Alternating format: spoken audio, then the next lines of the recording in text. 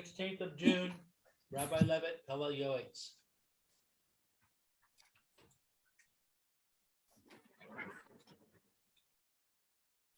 Okay. So Rabbi Levitt, did you change your theme to Heart of Marriage? No, this is actually, see, what happened is that my wife was up all night giving a class in New York. Really? Wow. Computer, and now she's my computer is not working, and this is hers. Oh, This is the old service, and I'm talking in hushed tones because I don't want to wake her up. oh, No, okay. different room. Okay. Okay. Good. Sorry for the delay. Yeah, I don't know why. For some reason, my computer was not wasn't giving me Zoom. For some reason you what? I tried to get the Zoom meeting on my computer, and it didn't.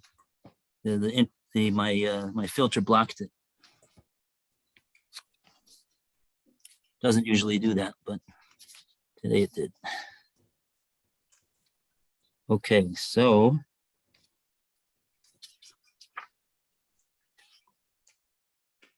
we are up to the last paragraph here. On page 380, it is also good. And we want to call on, oh, Alan, are you there? I'm here. Yeah, Alan called me, and then anyway, so that's what happened. So to speak. Okay. So Alan, it's want to read on 340. It is on the bottom, 380. I'm sorry. 380. That's what I thought. Okay. 380. It's The last paragraph? last paragraph. It is also good. Okay.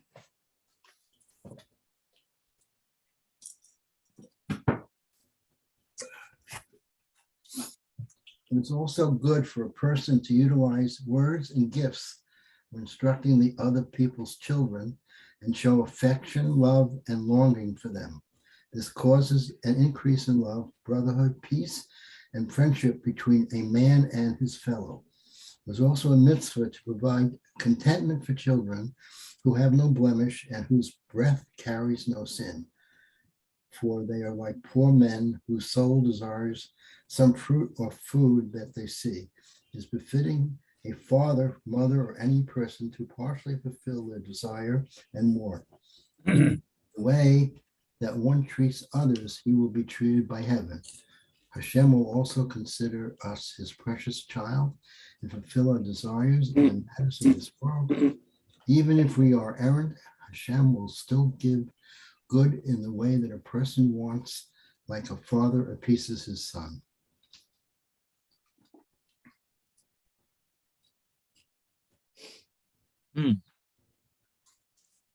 So this is a different avenue that he's using over here, other than the ways that he's talked about before. Yeah.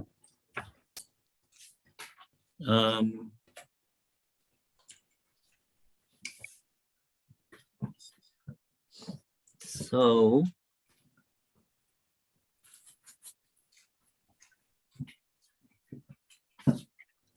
it's another approach, in which of course the main approach is to to be able to open up the children so that they will be able to be taught the Torah. That's the point. So this is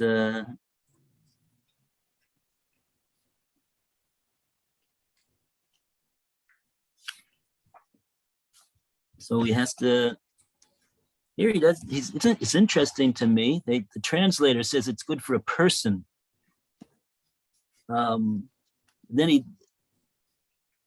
and he does say when he's instructing other people's children. So it sounds like he's talking about the Rebbe.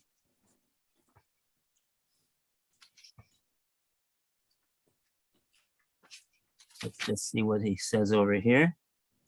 Tov lagever, gam tov lagever, gam tov. Yeah, gam tov lagever. Shishtadil b'dvorim u'b'monois. So this is also a good thing to do. Okay. So, so it means it could be anybody, like a friend or a rebbe or a relative, a parent. Okay, very good. In other words, he's not telling only the Rebbe to do this. The Rebbe we assume he's also a person. He's also a person, so he would be included in this. But you're saying very nicely, Roy, that this is whoever is instructing other people's children. Why does he? So now we understand why he's said for a person, because he wants to include people other than the official teacher. But why is he saying other people's children? Why would this not be a good way also for when one is instructing one's own child as well?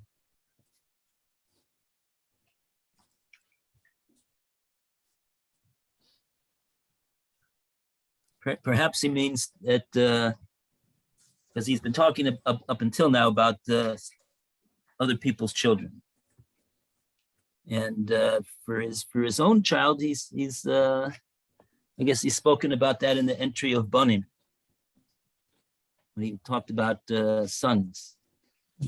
This is what he's talking about over here. Other people's. That's perhaps why he's talking here about others people's children. Okay. So what happens, we say here that it's befitting a father or mother, any person, to partially fulfill their desire or want, that's the children's, in the way that one treats others, he'll be treated by Hashem. So what happens in the case that you bring up your child badly, you spoil the child? Hashem's not going to spoil you, is he?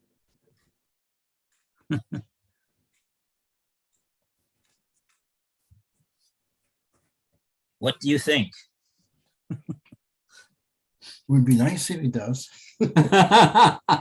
So you spoiled your children, did you?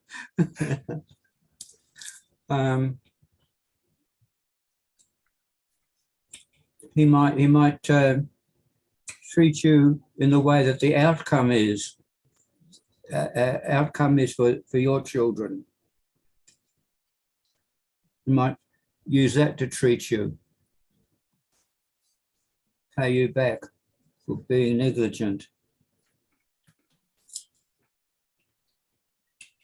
Or what happens if a parent misdirects their child? Obviously unintentionally, but still misdirects the child in bringing them up. Yeah. Well, in the last part of the paragraph, it's written in the way that one treats others, you will be treated by heaven. Yeah, that's what I'm questioning. Oh, actually, yeah, he mentions something about this at the end. Even if we are errants, Hashem will still give good in the way that a person wants. Like a father appeases his son. Let me see what he wrote here in the Hebrew, just to check the translator's translation. Yeah. Afim anu to'im. Gam Hashem yitein hatov b'derech she'adam rotzeh. So I believe that I'll tell you what the translation is, right? What is the subject of the Pele Yoetz over here? He's been talking about a father or a mother or anybody else to to fulfill the child's desires and wants. Mhm. Okay, he says that there is some. Apparently, he's saying that because he feels that there's some benefit in doing that. Of course, it should be done with discretion and seichel, like everything should be done like that, right? This is no different, maybe more so. That's what he says. It's a mitzvah to provide contentment for children, and so he's talking about the positive side of giving them different things that they desire, whether it be food, whether it be fruit, whether it be something else. So this is a way to draw the child close to the person who's instructing him, and he'll be open his heart to learn what the Torah that the person wants to instill in the child to a greater extent. And this is not the Pele Yoetz's chiddush. This is what the Gemara says. The Gemara says this about everybody, that a person should endeavor to do Torah and mitzvahs afilu shelo lishma, shemitoch shelo mishma bo lishma, from the fact that he gets in the habit of doing mitzvahs and it sanctifies him. The mitzvahs that are done, he becomes more close to Hashem, and he wants to do the mitzvahs also even for the right reason. So this is also a method, particularly for children and young people, that they don't really understand why it's so important to do what it says in the Torah, but they do like to have things that they desire, and they do like to receive presents, and do like to get contentment. So that will be an impetus for them to learn the Torah and to do the mitzvahs. And so that is clearly a good thing. That's what he's talking about over here. So at the very end, he says, he's really answering your question. And even if we are get a little bit, we are to'eh, we do a mistake. We go a little bit too far, perhaps, in doing this. We don't do it with the right measure, right? So what happens then? As you say, if he spoils the child, what happens if that happens? If those are the actions that he does?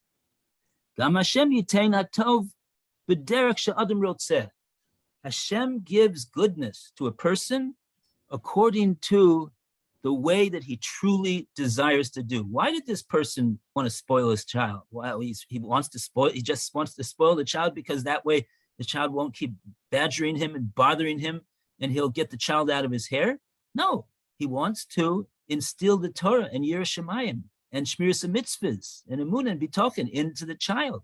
So he's employing a certain method in order to do that. He's trying, and even if he goes too far, let's say he's spoiling him, right? So Hashem says, look, I see that what you wanted to do over here, you didn't want to spoil the child. You wanted to teach to your child Torah and mitzvahs. So in that case, Hashem gives tov to the person. Ka'av has been yirtzeh. Just like a father, that's the way a father does. The father sees the child wants to do the right thing, and he just was a little errant. So he'll treat him well. He'll nevertheless treat him well. He'll say, okay, he doesn't know better. He doesn't know the exact proportion, but his heart was in the right place.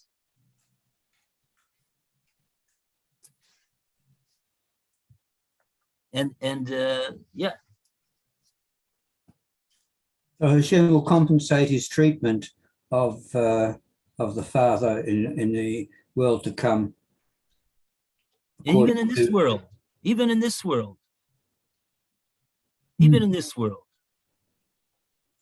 who's in charge of results, outcomes, and accomplishments? Hashem is.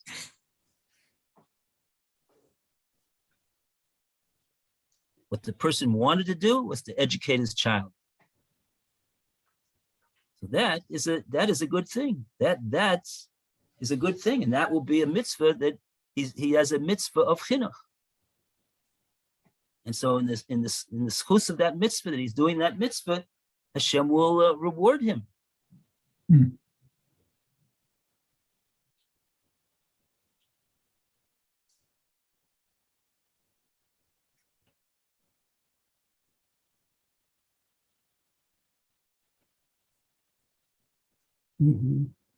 That's what he's saying. Just like the father wants to fulfill the desires of the child. Why is it the father spoiling him? Because he loves the child. It's only because of what the pasuk in Mishlei says don't spare the rod, because if you spare the rod, that means you hate your son, right? So he has to keep that in mind, that he shouldn't spoil him. But the natural inclination of a father, who's a loving father, he wants to give the son his desires. No, isn't that what a father wants? Deep down in his heart, of course he wants that. He doesn't want to hit the child. He doesn't want to discipline the child. He doesn't want to make the child cry or feel bad. But what can he do? Sometimes he has to do that because that's what the Torah demands. But his natural inclination is not to do that. And so just like we treat our children in that way, Hashem, Mida Keneged Mida, will he's our intrinsic father. He's Avinu Shebashamayim. There's no more intrinsic father than Hashem is over all of us, and therefore he also wants to give us good and give us our desires as well. So if he sees that we are that our heart is in the right place and we're trying to do the mitzvahs and we're trying to do the right thing, so we get a reward for doing what it is that we wanted and tried to do, even if we perhaps may have been errant or went a little too much like this, a little bit too much like that, unwittingly, unknowingly. Okay.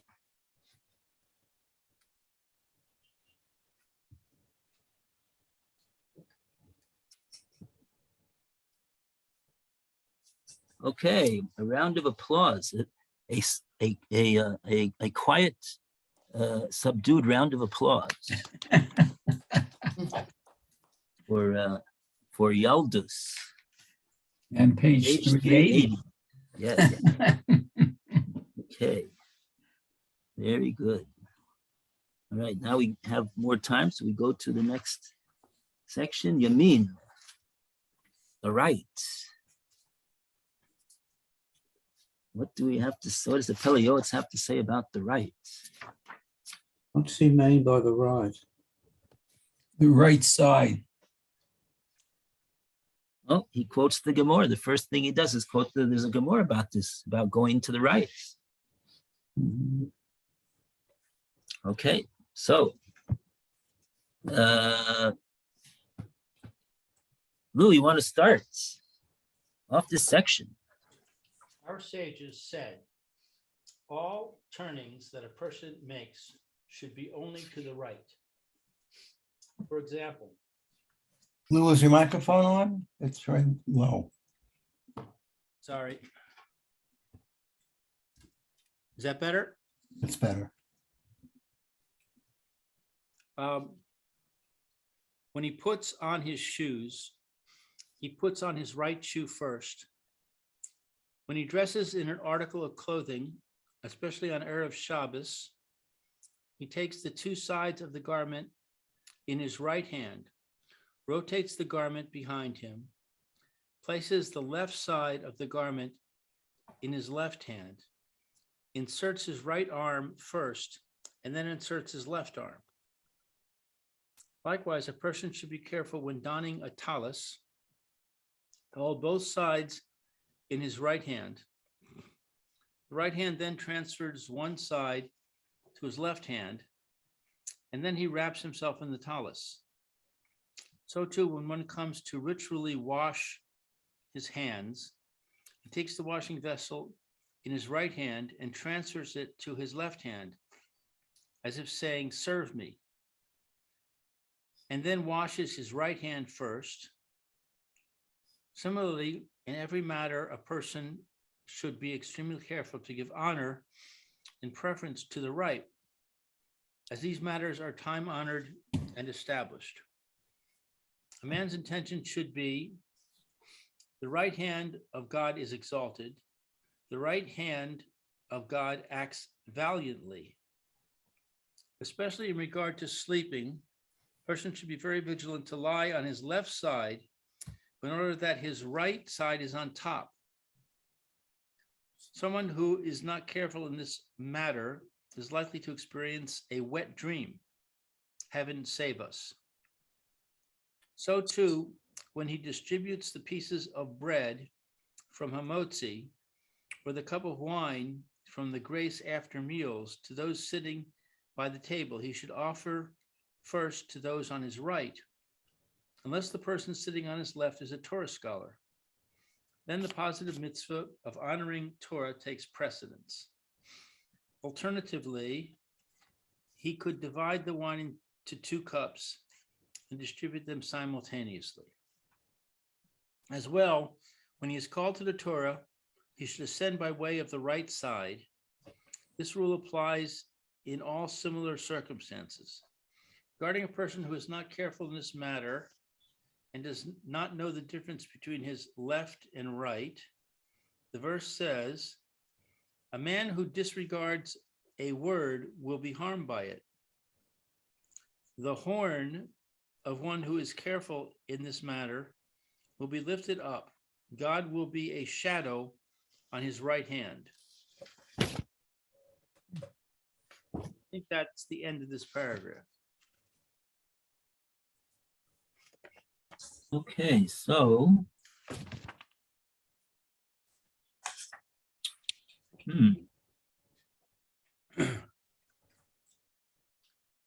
All right. So he's spoken about all the different practical applications of this principle. We see it has halachic ramifications, in other words. At least some of these matters are brought explicitly in Shulchan Aruch that he's mentioning over here.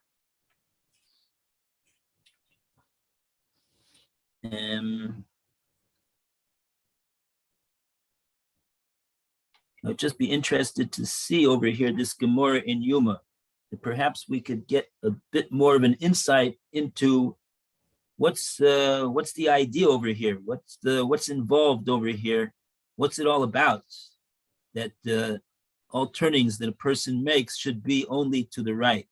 It seems that the right is the side. So, not that I happen to be basically right-handed, but so I don't have any problem with it. But I would just like to know what it is that what this is all about. So let's take a look at this Gemara in Yuma on 15b. I'm ambidextrous. Really? I'm left-handed, and I'm offended. That's quite impressive, Roy. I'm impressed. Why? I don't be impressed, but yeah, and you're left-handed. Yeah, and I'm offended. What? What did you say, Mayor? I'm right-handed. I can't do anything with my left hand. And Alan? Yep. Are you left or right-handed or ambidextrous? Right-handed. All right, you're normal. Sorry.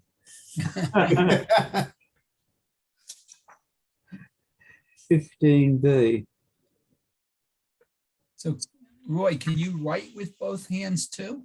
Sort of right with my left hand, but it comes out wonky, very wonky. So I haven't done it much. But if I was to do it, but I draw and paint with my right hand, with my left and right hand. Oh, okay. Gives you different effects, that's all. Let me go get my Yoma. 15, where's 15B? Yes, Vav, Ahmed Aleph. No, Ahmed Base, actually, 15B, as in Ben. 15B.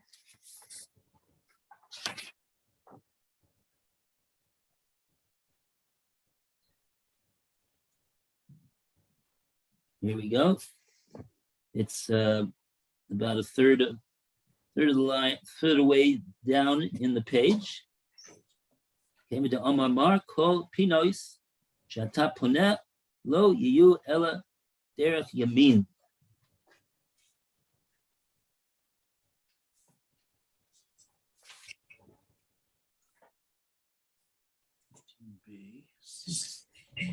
Oh, he's talking about the avoda Oh, I got 16. of the Kohen Gadol here.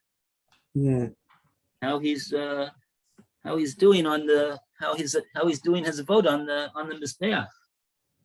15B, not 16. You know, when the Kohanim duchen, also, whenever they turn to their right. Hmm. It's the same concept. When you're doing the Chodod D, is it when you're standing up? Is that Oh, right. That's I true. turn to my right, yeah. Right. Actually, the Rev Barkley, he's the author of the Guidelines series. He's lives here on my street here in Neve Yaakov. He wrote a little compendium on the halachas of left and right, and he probably gives some type of an explanation of what it's all about before he goes into all the halachas. Maybe well, let's see what we could see over here. Everybody has the place? No. No, what's the first word on the line? First word of the line is Sephonis.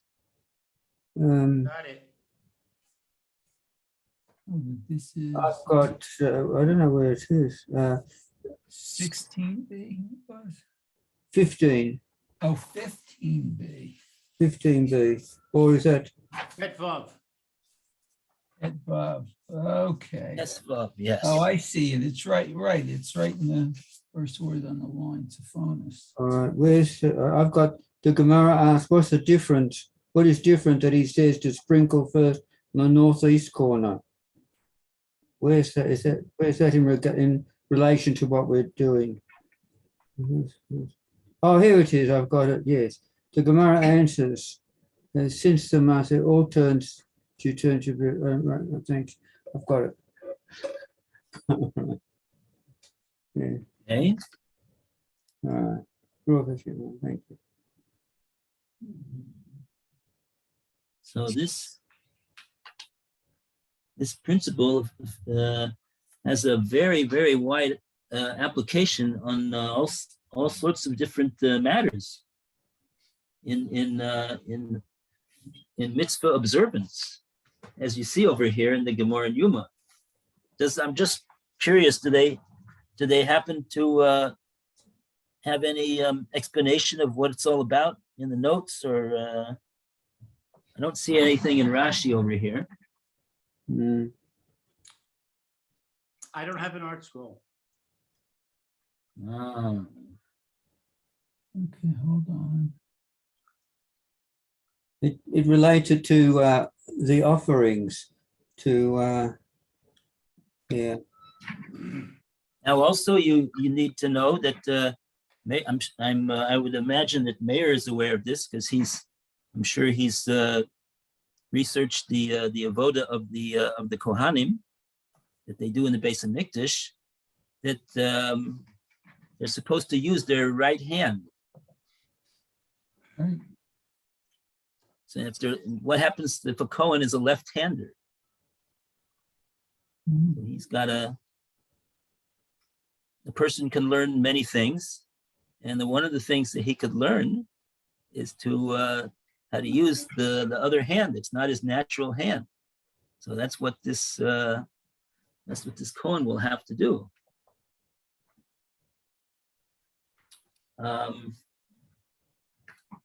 What do we see exactly from the Pele Yoetz? The Pele Yoetz,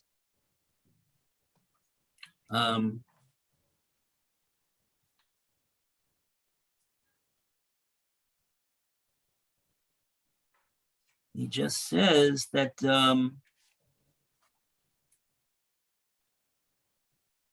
became a cold davar yesh lahakpid ma'od litain kavod v'kdima liyamin. In all matters, he should give kavod and kedima, honor and precedence to the right. Yadvarim atikim. These are what? These are ancient matters. Yeah, these are ancient matters, time-honored and established, as the translator has told us. And a little bit more insight, the Pele Yoetz continues over here. Ki advorim atikim v'chaven shehe yamin Hashem romema. The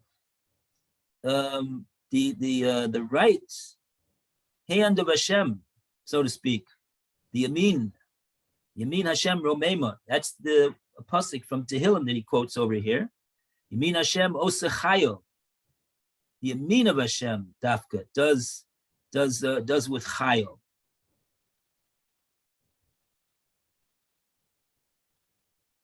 There is. This is. These are Kabbalistic concepts over here. They have. I mean, very, very deep connotations in terms of Hashem's hanhaga, Hashem's way that He deals with the world. If he deals with the world in a manner of from the right side, so to speak, so that's going to be a more exalted and a more righteous, courageous, magnanimous way than otherwise. So this is so I would assume that has something to do with it, that when we are using our right side, like Chazal tell us to do, we are accentuating the influence and the direction and the providence of Hashem, that it should come from the right side and not from the left, as it says in the right side is associated more with chesed, with rachamim. The left side is associated more with din, with judgment. So this is what we are accentuating, the rachamim and the chesed over the din. Perhaps that's one of the insights that there is to this matter of always going to the right. Somehow, some way, in a spiritual sense, we are doing the mitzvahs in a way of yamin, and like that we could turn the simple act of putting on our shirt into a mitzvah, because we're doing what it says in Chazal about all of our turnings should be to the right. So this is what's involved. Okay. So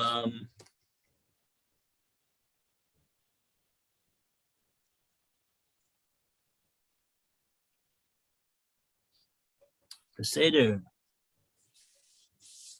So maybe we'll hold for here, right, for the time, before we go to the next paragraph, and we will send Mayor to Rabbi Fairman early today. Okay, As Hashem, Oh, very good. mhm. and right? So that's the, We're on that's the 382. amendment. What's that? We're on page 382. We are on page 380. Yeah, right. For tomorrow, we'll start at the top of the page 382. Okay. Yeah, I think Have a good one, Mayor. Okay, everyone should be well.